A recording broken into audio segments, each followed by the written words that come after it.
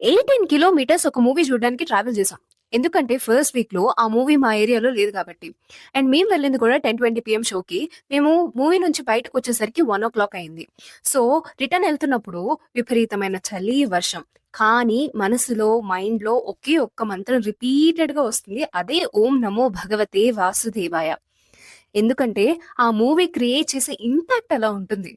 అదే 'Mahavatar Narasimha' movie.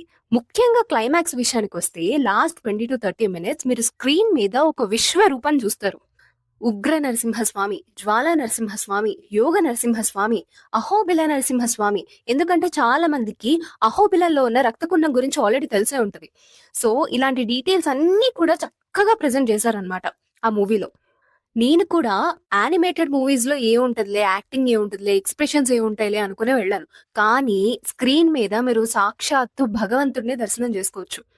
Climax విషయానికొస్తే మీరు విశ్వరూపం చూసి ఇద్దరు గట్టిగా అరుస్తారు. లేదు ఆ డివైనిటీలో అలాగా ఈ నోట్లో నుంచి మాట కూడా రాకుండా అలా కళ్ళు అప్పగించుకొని అలా చూస్తూ ఉండిపోతారు. ఈ 2 టైప్ ఆఫ్ ఆడియన్సే కనిపిస్తారు మీకు క్లైమాక్స్ చూస్తున్నప్పుడల్లా. ఎంత మంచి వీఎఫ్ఎక్స్ యూజ్ చేశారంటే ఖచ్చితంగా మీరు మీ పిల్లల్ని తీసుకొని ఈ మూవీకి వెళ్ళాలి. ఎందుకంటే ఫస్ట్ రీజన్ ఈ మూవీ అందరికీ అర్థమయ్యే లాంగ్వేజ్‌లో ఉంది. చిన్న పిల్లలకి, పెద్దవాళ్ళకి, పురాణాల గురించి తెలిసిన వాళ్ళకి, తెలియని వాళ్ళకి. సో, అందరికీ అర్థమయ్యే లాంగ్వేజ్‌లోనే ఉంది. అండ్ అది కాకుండా పిల్లలకి ఎందుకు చూపించాలి అంటే they should know who are the real super heroes. And మన ఇండియాలో ఉన్న ఉగ్ర నరసింహస్వామి టెంపుల్ గురించి నేను నెక్స్ట్ వీడియోలో చెప్పబోతున్నాను. ఇంట్రెస్ట్ ఉన్న వాళ్ళు ఫాలో చేయండి, సపోర్ట్ చేయండి. Thank you for watching. ఓం నమో భగవతే వాసుదేవాయ.